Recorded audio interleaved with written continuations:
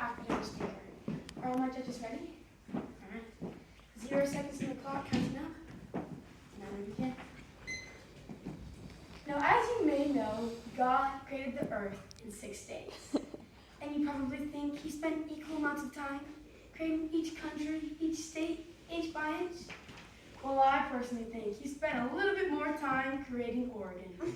I live in a beautiful part of Oregon, a little north of Portland, near a bay that connects the Columbia River. The water level fluctuates with the tide, is often murky, yet teeming with wildlife.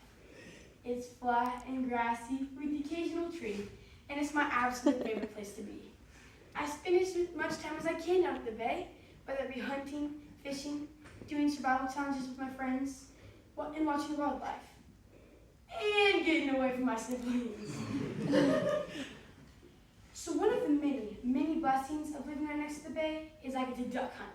I love ducks. I appreciate that bird in many ways, including their taste. Bacon wrapped. I'm sorry, but one of my favorite things about ducks is watching them land. Now they fly in a group around 50 miles per hour in these huge, super tight flying formations. Think Blue Angels with feathers. I stand there watching them, waiting for them to crash together and go up in a cloud of smoke and feathers. But they never do. Instead, they fly like they share one mind. And I'm left to wonder, why so many flight changes? Does the wind really change that much? Or maybe they spotted one of my pretty decoys. I put these decoys each morning I go out to hunt, and I have a love-hate relationship with them. They always seem to want to float off right at the moment that I really need them. The other morning, I been duck hunting for about 2 hours. I was freezing. I was about ready to go home. And then I saw 2 wood ducks land a little farther down the bay. It was the perfect moment. My adrenaline started to rush. But then I saw it. A big bunch of weeds came floating down the bay, and then hit my decoys and started taking them off. There I was, silently watching those 2 wood ducks, eyeing those decoys, trying to decide if they would join them. Then got suspicious, as the decoys floated past, without even blinking an eye. And the wood ducks flew away. In my opinion, the funniest thing about ducks is how loud they are when they eat. They take their bills, shoveling through the mud, looking for bugs or plants that have gotten stuck. We have domestic ducks on a little farm, and they do the same thing as wild ducks. Any puddle's an opportunity for a meal. They sound like this. Times about 100. The noise drives my mom insane. And then they take that mud-covered bill and stick it in the cow's water bucket. And that drives my dad insane. But I honestly think it's pretty cool how God created ducks to be able to get a meal out of any mud puddle.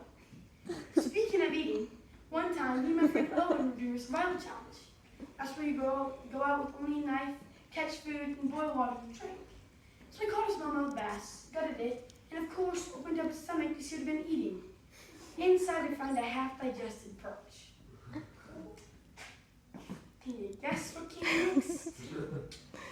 Yeah, he dared me to eat it. So I did. Now I'm going to go into further detail, but then I'd have to add one of those NCFCA graphic content. Spring, my favorite time of year. When I say this, you probably think it was because of all the beautiful weather and trees, or maybe all the baby animals. But no, the reason I love spring so much is because of something called the carp spawn. Carp are an invasive species of fish, and they're full of bones, so that makes them a trash fish in the eyes of fishermen. So it happens around April 20th in the bay behind my house, and it is the most fun I ever have. Now when you think of fishing, you probably think of a traditional rod and reel, but my way is just a little bit different than that. I like to call it body slamming. I wait in the shallows for fish to swim by, then I jump on it, trying to grab a skill to use as a handle.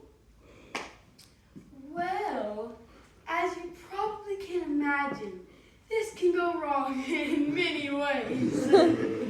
Sometimes I'll jump on one, and the one right next to it that I didn't see, smack me in the side. That hurts. Or I'll jump on one, and my hand will slip, and face with its tail trying to make its getaway. That also hurts.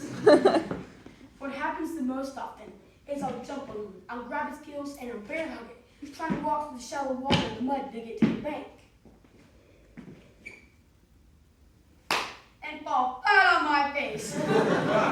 And that is definitely the worst one. When it all works, it's the best feeling of success I ever had.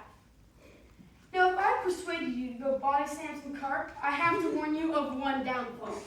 The carp get you back. This year I experienced this firsthand. While wrestling a giant 25-pound carp, it stabbed me with a spike on its fin.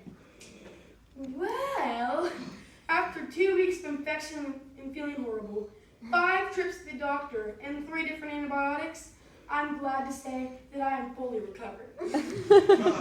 Now you're probably thinking I'm traumatized and never going to set another foot in the bag. Well, I have one thing to say to that.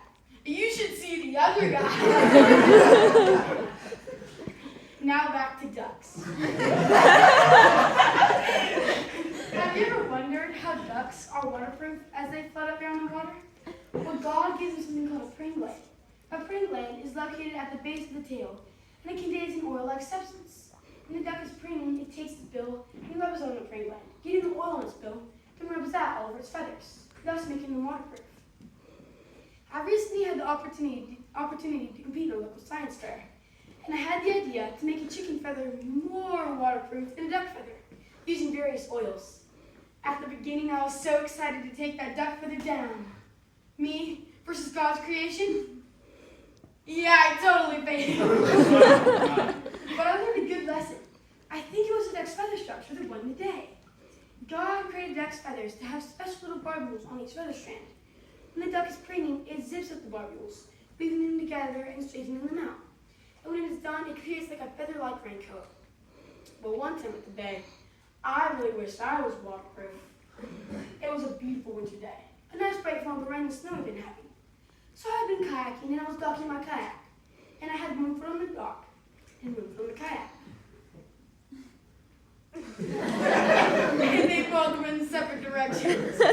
That's a bad feeling. And there I was, not a gymnast, but almost doing the splits. So I had the idea. Jump off the kayak, land in the dock. Sounded amazing in my head. Well, as you may know, kayaks aren't the stablest of craft and are very lightweight. And that's when I realized I messed up. Now I'm going to let you in on a little known secret about the duck's pring gland. I've already covered how the pring gland makes the duck's feathers waterproof. When it does this, it also gives the duck an invisible force field. Okay, it was a cold winter morning. It had just snowed. I was actually lying underneath a pile of snow. Camo jacket, duct tape holding my waders together, face lathered in camo face paint. And then I saw a teal flying into my decoys. It was a perfect moment. My adrenaline started to rush. So I slowly raised my shotgun with the perfect beat on the duck. Boom! I shoot. The duck doesn't even flinch and flies off as if nothing happened. Now you're probably saying, Caleb, it's because you're a terrible shot. Nah, that can't be true. It's obviously the duck's pring gland and instructability force field powers. And as an avid duck hunter, I've experienced it many, many times. Now the other morning, I got up around 5:30 to go duck hunting.